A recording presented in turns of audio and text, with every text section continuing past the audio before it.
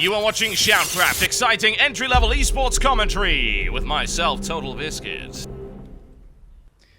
So here we go with Dimaga spawning in the upper left, and on the upper right, Blue Terran. Yet again, we have Fenix, GLHF from both players. Fenix still claiming lag. Well, therein lies the problem, unfortunately, with doing EU versus US, that the BattleNet system, you do get lag, you don't have access to nice things like Garena and things like that can help reduce it, but yeah, there you go. Very interesting spawn positions here on this map. This is actually in Fenix's favor. One of the most interesting things about this map is where your natural expansion is by the destructible rocks.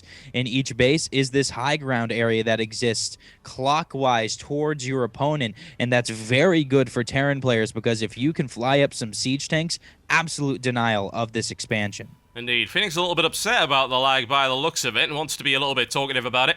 You can't really blame him, though, honestly. Lag is the enemy of any pro player. Absolutely. There's absolutely no problem complaining about that if he's legitimately having lag. Indeed. At this high of a level of play, it can absolutely make or break the game. Indeed. And of course, bear in mind, folks, we are casting this from replays, so this was all done without a caster lagging anything. So it is just unfortunate. So here we go. Fenix now placing his first barracks up at the top of his ramp. Will probably do what he did a couple of matches ago and try and keep Dimaga out with that small, narrow space in between the barracks. Yeah, he's gonna...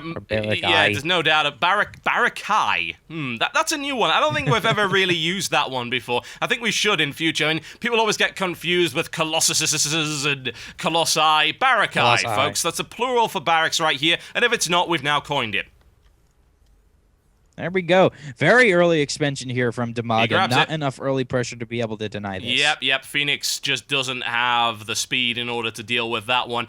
Dimaga's not having it one bit, let's be honest. And honestly, Fenix really wasn't all that interested. Looks to be playing a little bit more defensively now. Double barracks set up at the ramp. It's a good, solid wall by the looks of it. And a tiny little choke point between them. Barrakai. Oh, very nice early pressure here from Fenix, though. Fenix going back to the strategy that won him his game earlier, trying to put an early bunker up, but a single drone able to deny. Look at that. Dimaga is not having any of that nonsense. He says, fool me once, shame on me, and fool me twice, shame on... Wait a minute, that's the other way around. No, it's actually shame on me again, but there you go. Yeah, it doesn't really apply to StarCraft, does it? It's like, oh, you're being so mean. Shame on you. Like, no. There we go. It's gone. Not happening. Dimaga sacrificing a lot of early game economy just to annihilate that and says, hey, you know what? Well, let's take out some Marines as well. Early pressure coming in from Fenix, though. Fenix is going to inflict some big damage here. Even though he lost that bunker there, you're right. Plenty of Marines here already with those two barracks at the front to try and continue this pressure. He's even trying to build up this bunker again. Wow, it's a charnel house. Look at that. So many drones annihilated. But Zerglings are out right now, applying the pressure, and he's not having it. He's a good counterattack right here. And more coming in from the side as well, as Marines now rapidly outnumbered. Pushing forward once again. 1 down, 2 down, 3 down. Fenix is gone. That's it. No doubt about that. Early push soundly defeated by Dimaga. Took a lot to do it, a lot more probably than Dimaga was expecting. He had to pull off all those drones early on. Oh, I heard his echo. There's no doubt about that. His economy is in a state. Down to 8 drones. Yep. 8 drones versus 1 mule and 15 SCVs. Definitely a big early eco advantage here to Fenix, who will probably try and continue the pressure. Indeed, Dimaga looking to equalize, actually, as you said, a whole bunch of Zerglings trying to make their way up the ramp. It's not happening. Denied. You know, Fenix has got this great little setup right here. He's got this tiny little alcove. He can minimize the amount of damage done and inflict huge amounts of damage at range. So it's a good setup. He's going to need something a little bit harder to break that. And if he's going to do that, I would think he's going to maybe fall back to his old standard of Banelings. Banelings have been working for him all day. No reason not to go back to that game mode. Yep. Fairly cheap, fairly low tech. Should do the job, and obviously since he's quite limited in terms of his economy right now, I don't think he's going to be looking for tech anytime soon. Here we go with Fenix trying to do another counter push here, pushing in with a nice handful of Marines. Oh, not even close to enough, though, look at especially that. with a queen. That's huge damage. Huge damage. Dimaga takes him to pieces. That is really not good here for Fenix. Fenix is now so far behind in this matchup. I don't think he took out more than 2 Zerglings during that entire skirmish there. And from now on, yes, look, he's even building up a 3rd barracks to build up and block yeah. that center highway that they have to now go around. That's a full wall Is off. that a fourth in the back? Oh, yeah, fourth barracks Quad going in the rat. back. But bear in mind, of course, he might be behind in terms of the amount of units lost, but he's not behind in terms of his economy. His economy is still rolling strong. Dimaga is rebuilding, but Dimaga also wants to apply early game pressure, so he's having to make a choice between the two. Baneling nest coming up as we thought it would be, as well as the Speedling upgrade. I really like this move thus far. Banelings have been working for him all day.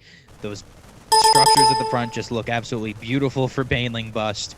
If he loses any of these barracks, even if he loses just one, that's essentially the game. Indeed, it is. Because these are his only unit-producing structures he has, and to lose a quarter of your unit-building structures in just one blow would not be good. He is going after these minerals at his natural expansion, going after the destructible rocks. I like that move. Destructible rocks haven't been scouted at all, it looks like, by Dimaga. That could turn out to be bad since some medevacs come in. Oh, it's nice and safe. There's no doubt about that. He can expand there, and Phoenix is looking for a heavy infantry-based defensive line. It's going to be pretty tough to break, especially with Banelings. I mean, Banelings are not going to work too well for him here at all, and I think maybe he's starting to realize that, because we've got a lair coming up as well. Lair tech on the way, starting to form a few Banelings here at the front with this group of Zerglings. But as you said, I don't think it's going to be quite viable anymore. Factory now coming up.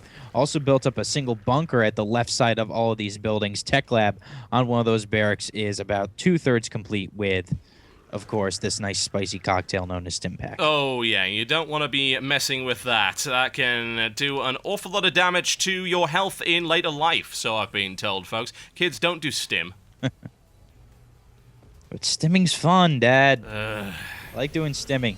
All my friends are stimming. Why can't I stim? Back in my day, we had no stim and we were happy with basic attack speed, damn it.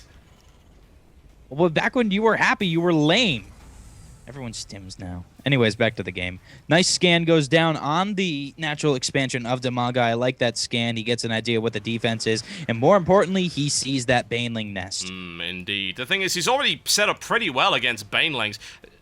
What are his options really here? He doesn't have too many of them. He's going to have to attack that ramp. Aside from that, he could go for a drop and simply bypass the defenses entirely. No, it looks like Phoenix is saying, you know what, screw it. This is all or nothing. I'm bringing my units to the top of this ramp. We're going out. We're going to kick some ass and take some names. I think they can make fun of us. No way. Well, actually, I think they can, and I think they're going to melt if they try that, because there's now 22 additional Zerglings on the way for Dimaga. Oh, dear. This is going to be a pop-up for the ages. Looking at the Baneling sliding in right there. It's good damage. Phoenix doesn't even get out of there fast enough. Oh, no way. No way, says Dimaga. Wow. Absolutely not. That's it. There's no question. And Dimaga, that's it. Now Dimaga's going to take Look this at that. now. He's got all the momentum No, in the world. yeah, no chance. Absolutely no chance. And there you go. Phoenix is out of it. Blaming lag once again, but Dimaga takes it.